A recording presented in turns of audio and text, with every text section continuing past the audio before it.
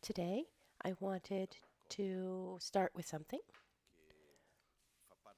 that's part of the structure of Buddhist teachings. Can you hear me well? Yesterday, I lowered the volume a little bit. It's something that is quite important. Sometimes we do it, sometimes we forget, and it's important sometimes to go back and remind ourselves our path, be it relative to the Buddhist path or any other path that we want to realize. For example, following a diet where we set an objective that we want to realize. It's structured in three parts to be able to realize it. There's the part of the view, the part of conduct, and the part of meditation or familiarization, training. The view is where we have clarity, clarity of the ideas, what it is, why, how.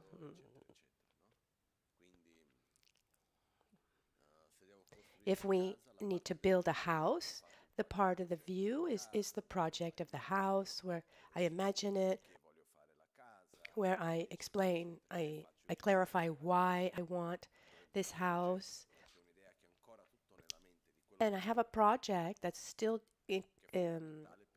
just in my mind, but this project is essential to be able to do it. And the conduct would be where I actually face all the practical aspects and little by little build the house. The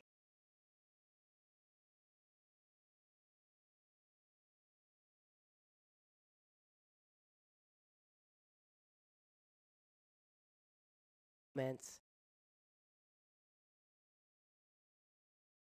prepared. So along our path, there's the view that is often reinforced. For example, we just looked at the three principal aspects of the path over 4 days. We have the part of philosophy. We like, culturally speaking, we like thinking about things, understanding, discussing, and that's wonderful. And we need to do that. Together with that, there's another fundamental part, which is our conduct, the way the way we live our daily lives.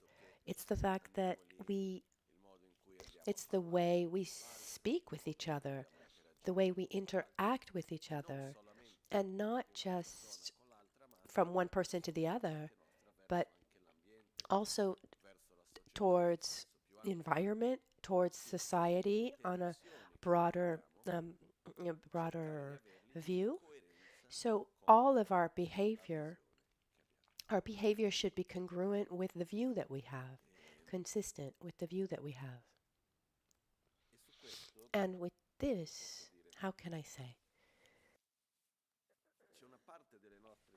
There's a part of our choices, of our actions, daily actions, that, sorry, today I really have quite a cold. There's a part where we are more aware of our actions. I'm careful of the way I talk, I or the way I eat. And then there's a part of our actions that we do um, without much awareness, but following, um, following the wave, let's say, of what everyone else is doing, what is considered normal. And in this way, we end up in a kind of social flow, and we're part of that. And we need to be very careful about this because even if I do something that others do, or many others do, that doesn't take away my direct responsibility for my own actions. It's not because many did this thing that when I do it, that my responsibility is is is is less. There is my interaction as well. And not always, and what is considered normal is not always the healthiest thing. And it's really important for us to observe a little bit what the cultural aspects are, social aspects are that surround us, that we somehow naturally follow, but are actually unhealthy. For us, they're unhealthy for society, they're unhealthy for the environment. Are what behavior goes in that direction? It's, and these are almost harder to change than the ones that we consider our personal way of being because there's this kind of justification. Well, everyone does it. Everyone does it, so I can do it too. And since everyone does it, if I don't do it, what difference will it make? What difference will it make for the planet? When instead that's not true. It's a challenge. It's a challenge also because there are certain things that are harmful, that are unhealthy, but they're everywhere. So, how can I manage? I need to have considerable effort. And I'd like to leave a couple examples. And each one, I leave it up to you to look for yourselves. Look for yourselves, do your own research. But let me give you a couple of simple examples. One is the amount of sugar that we eat. Sweets historically were things for to celebrate because once sugar was very hard to find, and so when there were sweets, there's something pleasurable to be shared. In those moments of celebration, there were sweets. If you see in the Tibetan celebrations, there's a sweet rice, and that's a tradition now. But why in Tibet do they make sweet rice? Because rice was very expensive, and sugar was also very expensive and hard to find. So a special guest comes to my house, I make him sweet rice. The mother of Teten Gyurme, who spent most of her adolescence in the ancient Tibet, she said that that that the the few times that she was able to eat this sweet rice, she would leave a couple of sticky grains of rice stuck to her face just to show that she had eaten sweet rice because it was so special. And sugar is something our body needs within a certain amount. The quantity of sugar that we eat now is linked to a frightening number of sicknesses. And I see that no matter how much we try to eat less sugar, our it's still a tremendous amount compared to 50 years ago, 100 years ago. And someone might say, but Lama, it's really tiring. Yes, but many sicknesses, the sicknesses that come from eating too much sugar is much worse. Diabetes, heart problems. Someone might say, oh, okay, then at that point I really need to be careful. And what's interesting is that we as human beings, we don't do anything if we don't. There are three main, how can I say, three reasons, three incentives that push us to do what we do. We're able to do anything either because we like it and it makes us feel good, or because it helps us, it keeps us from being sick or having some negative effect, or because it's morally correct. There's some kind of moral question. Otherwise, we don't do anything. These are the things that motivate us. Maybe I took a commitment, so I need to do it. That's a moral question. Other things are, oh, I do this and I avoid that, to get this and to avoid that. And when we're in front of a change of habit that's not easy, we need to use all the tools that we have, which are all three of them. The moral aspect. So, why is this the right thing to do for myself and for others? And how, by doing that, is it going to be helpful to me? And how, by doing that, that's going to keep me from negative aspects. Another problem that I've seen um, many people face in these modern times is anxiety. It's quite widespread, isn't it? 50 years ago, 30 years ago, was anxiety so diffused? In my opinion, it wasn't. I look at my grandparents. I don't think that anxiety was so present. Anxiety is connected directly to a process of being hyper-stimulated because our body, our mind adapts, gets used to what we do. As if, how can I say, like it's like the threshold of being able to manage things is constantly pushed, constantly increased. So something that brings a strong emotional reaction, the more I do that thing, the more I'm able to handle that experience. And the quantity of stimulation that we have, sensory stimulation, external, and also what we physically ingest. We have so many substances like sugar and coffee. These are stimulants. And so we're constantly, children, for example, it's crazy to think that we're going to blame children.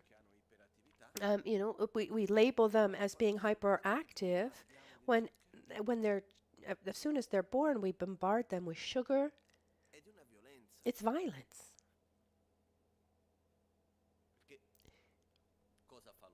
What does sugar do in this case? It excites. One is used to have that inner speed, inner velocity so one is used to having a large number of inner stimulation and outer stimulation. And after childhood, you start with coffee to maintain that. And then what happens? Then we send the child to a psychologist, and then they give them some kind of balm to still them. So then they become adolescents and then adults. And then to bring this inner agitation down, we use alcohol. I don't know if you're able to recognize this dynamic or not. So looking towards ourselves, it's important for us to see in our behavior what are the things that are unhealthy, even if they are normal. So recently, I found these teachings of Lama Michel Rinpoche that were among the very first that he gave in the West in 1986, maybe? 1987, when he went into Brazil, and my mother was organizing his visit, and she said that we in the West, we do workshops. You need to structure it like a workshop, and we need a title for this workshop. And Rinpoche said, okay, self-healing. And it was from this workshop, the transcription of that was transformed into Self-Healing 1, where Rinpoche talked about the importance of recognizing what is good for us, what appears to us as a friend, but is actually not. And he talked for a long time about coffee. And then years later, he stopped talking about coffee, not because he became convinced that it was actually good, but because he he saw that he was just saying what people didn't want to hear. But getting back to those teaching, for me personally, there's a point that really touched me, which is we cannot more we can't let too much time pass for the behaviors that we have on a collective level, individual, united to everyone else. That becomes a collective behavior.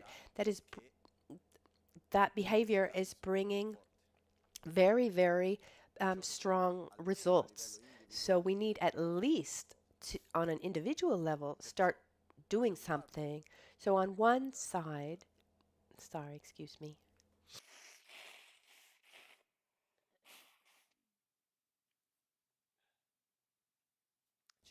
There's one side that has to do with mental health.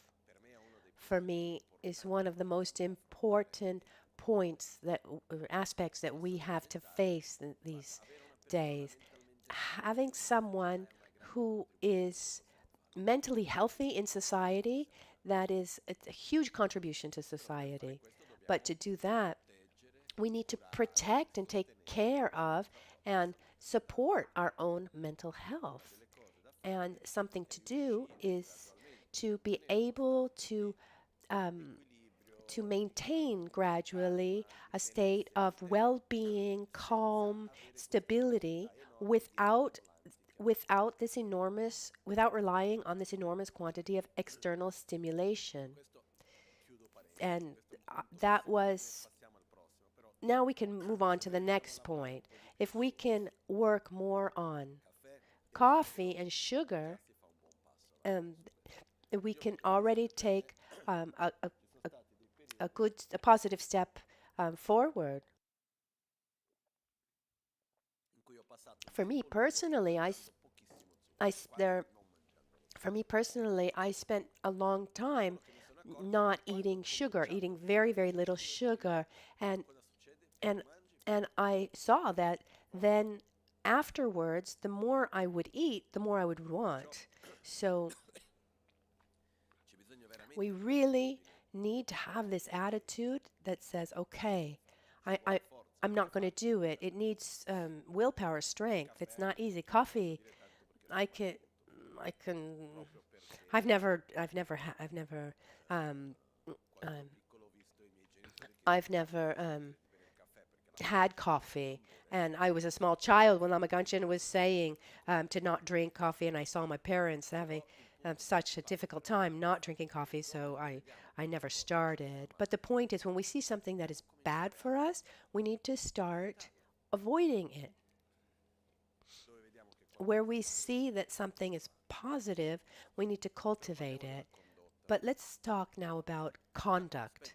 Another important aspect is the aspect that has to do with our own relationship. The first aspect, excuse me, is the mental stability that goes together with physical health, but the emphasis mostly on mental health.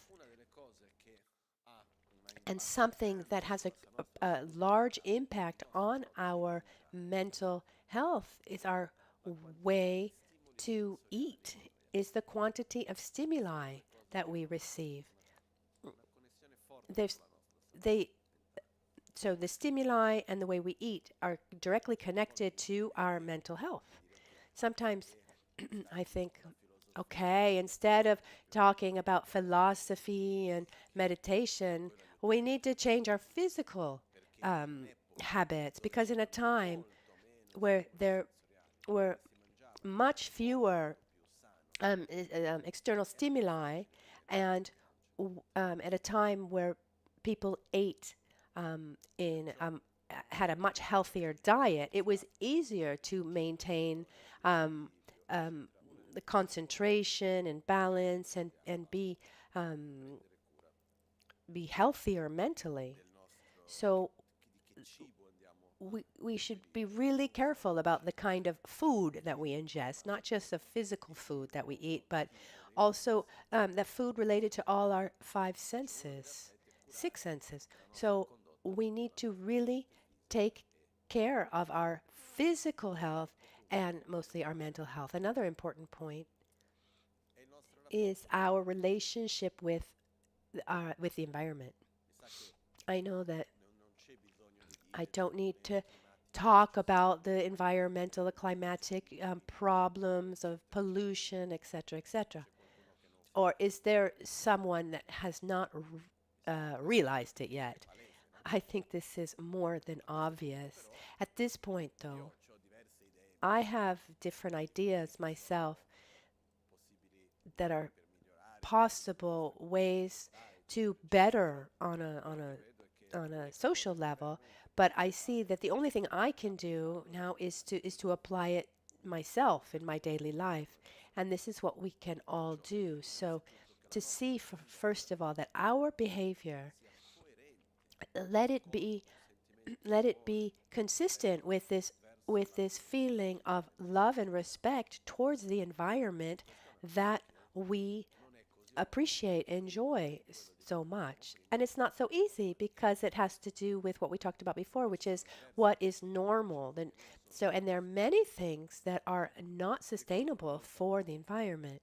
I remember once our friend Andrea, um, who made a documentary, and there she did an interview on on the elements, and she actually interviewed inmates in a prison in Sao Paulo, and there was this boy who was in prison for quite a long time, and he had a long sentence. And I can assure you that this prison in Sao Paulo is not comfortable. It's really the opposite of anything comfortable. And talking with this boy on elements, he said, when I got here, the water from the faucet, I would just open and let it and let it flow because the government was paying. And then one day, my girlfriend said, "What are you doing? Water is a common good of everyone." And he said, from that moment, I understood that water is precious. Regardless of who is paying, water is precious. And so I don't waste a drop. We have this attitude sometimes that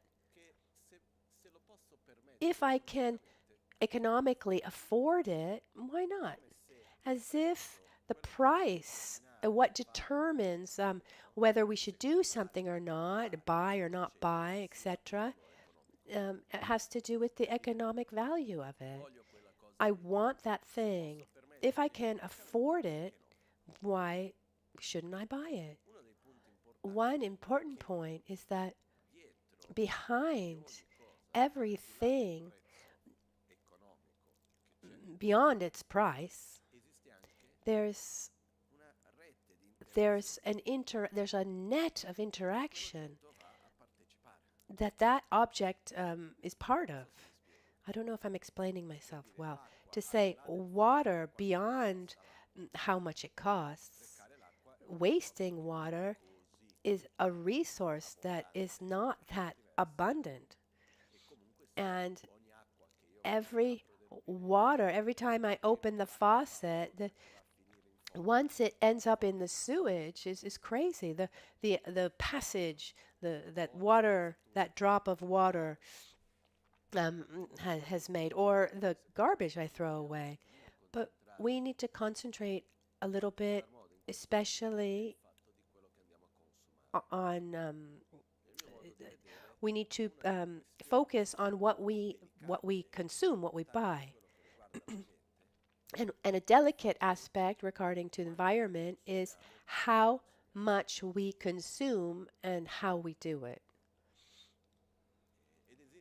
And there's a dynamic, obviously, there's this dynamic of the pleasure of buying, a kind of attachment to to that feeling of purchasing something new. I've met many people who have a kind of addiction to buying things that they don't even use, but every day they buy things on the internet and then they just accumulate. I know people that just buy because they have that impulse of that need to actually just buy something and then they don't never use it because and then they might even return it because they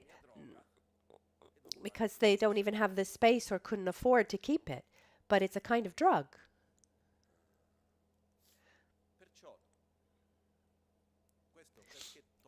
Why am I talking about this? One reason is because Christmas is around the corner.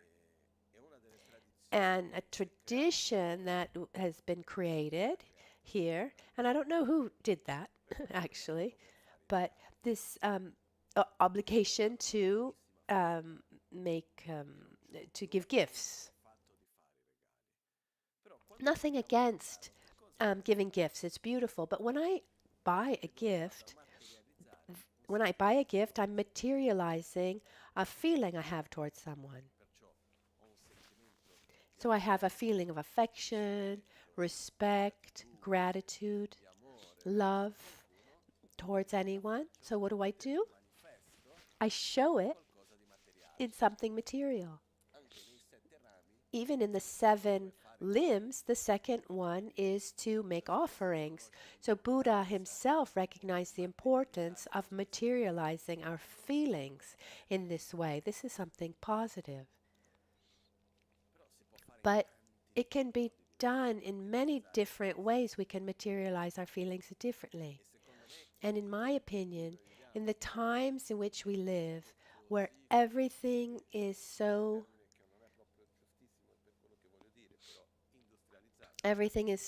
industrialized, I don't know if that's the right word, but if I want to I want to make a gift to someone among the friends that we have, I imagine look I imagine that most of us, that none of us is lacking anything, that you really need anything. At this point, if I need to make a gift to you, what would you like most? Something that I spend 1 or 2 minutes. I look for something online. I buy it and I give it to you, or something that I've created. Um, I write you a poem, or I make it myself. I remember years ago in Brazil for Christmas, I didn't know what to give my grandmother, and in my personal way of being, I I I mean, I like giving a gift when I really see something that I think is appropriate. And then I could even go beyond the standards of gifts. So, perhaps not the day of one's birthday or a or um, a special holiday. And also, I have a problem like receiving gifts. When you receive so many gifts, then what do you do with all these gifts? But that's my own problem. I mean, there is also the generosity of knowing how to receive. So my grandmother's gift, there, there, looking at my family, like 14 cousins, um, six. 14 cousins, six aunts and uncles. Um, th- and so at that point, I said, no, I'm going to make just one gift for my grandmother. And I wrote her a poem. And I think she was so happy. I think it was one of the most beautiful things that I could have done. So let's try to, to be more creative and to be careful to not fall in the trap of this wave that that pushes us to that pushes the society um, because it becomes normal and we end up doing what's normal. I have to do this because this is what is done. No, it's not because everybody do it that I also need to do the same thing. Have the discernment to say what's healthy, what's unhealthy, and in front of this, I act accordingly without it being heavy, but we try to act with awareness. Because one of the problems, according to me, one of the characteristics that has to do with the environment is that we want to keep a healthy environment with this idea that with an idea of infinite economic growth and infinite consumption, and that's not sustainable. In our very, very small way, what can we do? This is what we need to see. And there's another subject. We've talked many times about the fact that we live in a time where one of the strongest characteristics, and at the same time, an enormous interference and obstruction to meditation itself, is a lifestyle with a high level of dopamine. Or rather, we eat what we like, we drink what we want, tremendous of sugar, constant stimulation, etc., etc. And within these stimuli, there's something that Buddha described as the suffering of change. And it's enormous, enormous trap, because those are the things that at first, they're pleasurable. After a while, if we maintain contact with them, they're no longer pleasurable. So instead, what do? We keep repeating them one after the other. And when we obtain something material, new, it's pleasurable, right? Yes, but is that enough? Or do we need to always have new things, always buy new things to maintain that inner state of happiness? And the more I get, the more I need. I need to buy things that are more expensive here and there. And a personal example for me that's helped me a lot, that taught me a lot, is when I lived in India. I lived in a very, very simple context. The house was Lama Ganchen's house that had been built. And given from where I came from, it was difficult starting with the bathroom. So, I mean, there was no shower. It was a kind of it was a kind of bucket. Okay, so it was quite easy to install a shower tube, but the problem was that actually the drain tube was very, very small, and it actually went outside and the water came down and fell on the balcony of those who lived. A couple things. I redid the bathroom, and okay, we're redoing the bathroom. Let's also redo the tiles, make them a little nicer. So I'll do this, that, and the other. And then there's the problem of the kitchen. You know, it's difficult to wash the dishes well because the sink was so tiny. You couldn't even put you couldn't even put the plates inside. So let's put in a bigger sink.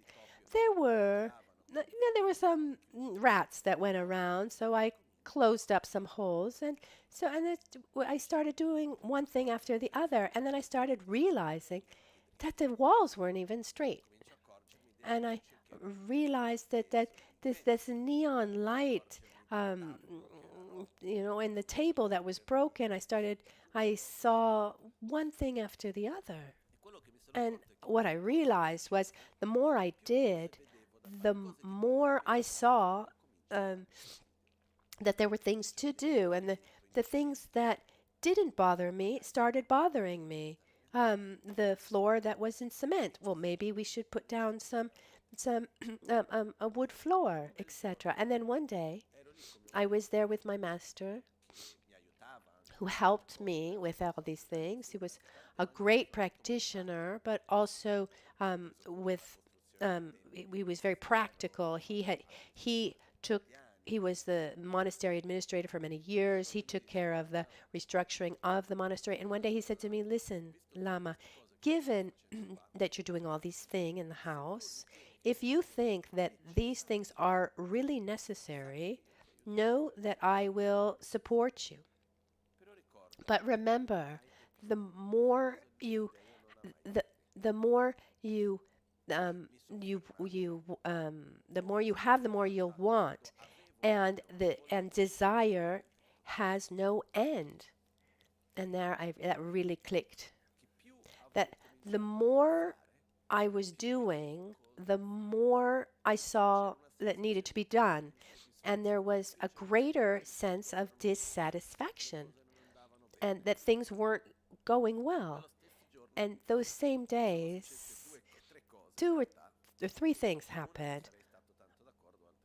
One, I didn't agree that much for. I went to my master and I said, Genla, I want to change the table. So there was a kind of big living room passageway, and there was this table where maybe 8, 10 people could sit, but it was a table for 8, but we couldn't be more than 4 because 2 of the legs were broken. And if it wasn't attached to 2 walls, it would fall. So I said, Genla, I want to buy a new table. And he said, why? He asked me why. I said, it seems obvious. He said, how often do we eat in more than 4 here? A couple times a year? And then normally what do we do? I said, oh, we go into your room. He had a very big room, like Tibetan style, with um, this bed kind of futon mattress, and we sit all around. And he said, and we're comfortable there. Yes, yes. So why do we need another table if we can if we do differently that we enjoy? But that I said, he said, to that table, it's working for our needs. Leave it. I said, okay, but I want to change the windows. There were all these windows in this living room in wood that when it rained a lot, water would come in. The, and so we need to put down buckets. And he said, how often does it rain in the living room? I mean, we live in a country where there are monsoons. It's not that it never rains. And he said, "What do we do when it rains hard?" I said, "So we put down buckets." And he said, "Is that so hard to put down the buckets?" No.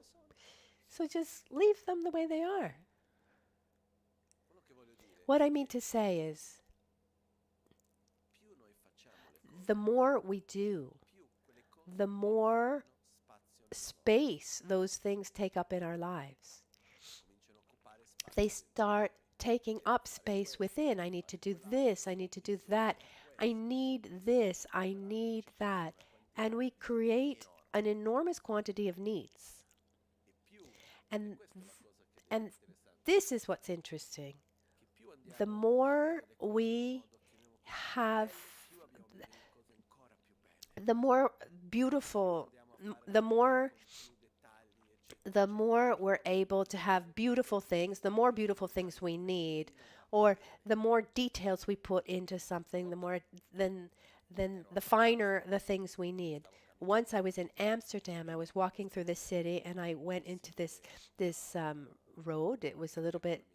It it was a very chic part of the city, a little bit like Milan, and I was walking. I was I was walking in this road and I on this street and I looking in these fancy shops and I had a strange feeling somewhere between nausea and compassion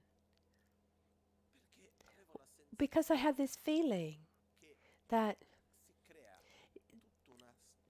there's a whole structure created where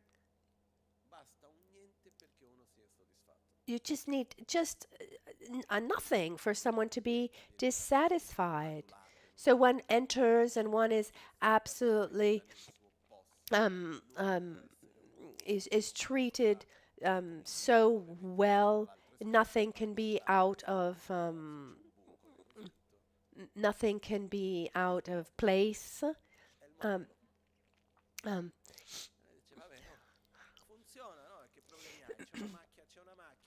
so instead, if you have a hole in your outfit, why not just say that that's the model? Or if there's, you know, if you have a little stain on something, you could say that that's the pattern. But no, in this structure, if anything is out of place, then one is terribly dissatisfied. So in other words, the more conditions that I create to to assure my happiness and my satisfaction, the more unhappy I am. The more conditions are for my happiness or satisfaction, the harder it is to maintain and sustain that. So it's important somehow to diminish these conditions that we have. And one of these things that um, is to try to to consume less, try to buy less, to relate to material things that we have, relate to their function more than the fact of just possessing them. Because what happens often is we relate to things for the, the pleasure of possessing them instead of their actual function, the function they have for us. And we live in a time where the level of consumption is absolutely frightening. Not for anything else, but for out of respect for the planet in which we live. Try to have more awareness. And at the same time, given that we're in this period um, of, of, of the holidays, where it's very it's common to give gifts. If you're going to give gifts, put more effort into it. Put something of yourself into it. Offer something that is a part of yourself that, in my opinion, is worth much more than something um, that you can just purchase. And I'm not saying that you shouldn't make gifts, but try somehow to really have more awareness because the way that we interact with the world transforms the world, as we said many times. Wherever there's interaction, there's transformation, there's change. And one and a very and purchasing represents really a very complex interdependence. When we buy something, we are interacting with a very, very complex chain, uh, people and material and actions, but at the same time, we it's almost as if we're voting. We're giving more or less power to one view or another. So in in this capitalistic world in which we find ourselves, one place where we have power is as a consumer. How we do it, what we purchase, etc. And for this, when we talk about conduct, when we consider conduct, try to have a conduct that is consistent, our way of eating, our way of acting, our way of consuming. This is, I'm really convinced that if Buddha would come today, um, among the various vows that he created, I'm sure that he would create something related to to purchasing, to buying. I mean, because in the past it wasn't like this. So our way of purchasing has an impact on our society. So we need to be careful. We need to be careful also about this. It's not just uh, about using up materially. There's also a mental using up. We need to be careful that um, one, if it were enough just to, there's sometimes when people have this habit when they have some free time, they go look at the new products, and that's a place where the mind is just in uh, like just a trap. It just goes, but it brings no benefit. And at the same time, I mean, we're responsible for this planet on which we live. So try at least to maintain a healthy conduct towards our own mind, towards our body, and towards the planet and towards society in which we live. This is what I wanted to share with you today.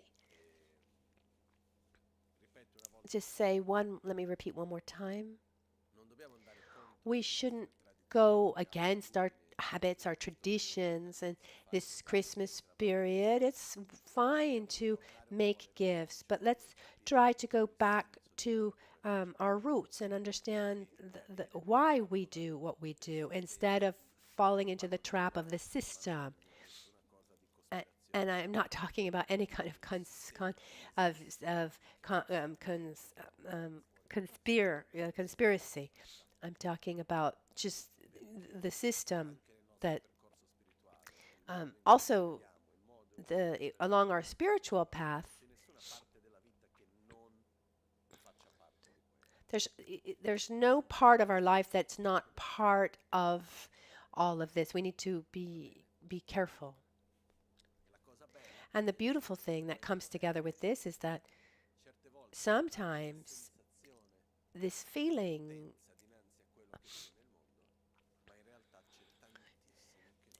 what's beautiful is that maybe sometimes we feel like we don't have any power, but we do. Because if I start having a certain behavior, a certain worldview, a certain way of interacting, if maybe I feel like I'm alone, but the more I do that, the more I influence others around me, and gradually there is a change in paradigm that comes, because if we look at the last 30 years, for example, there have been a change in the worldview in our society, right? Regarding many things. So, and where does that come from? It come from the interchange within.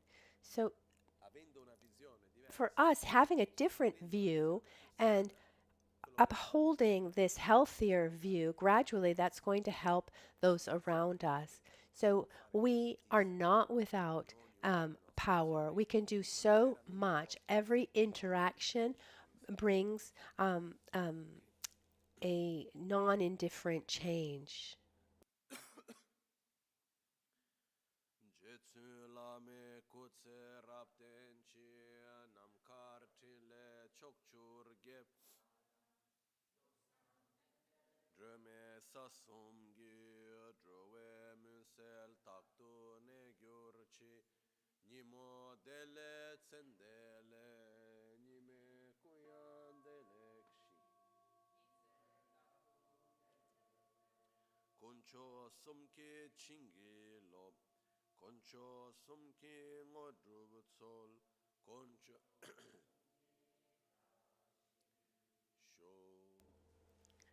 At dawn or at dusk, at night or midday, may the three jewels grant us their blessings.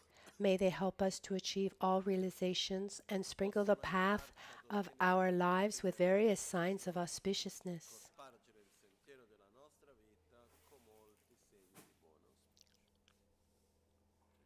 Tashidele. Have a good day, everyone.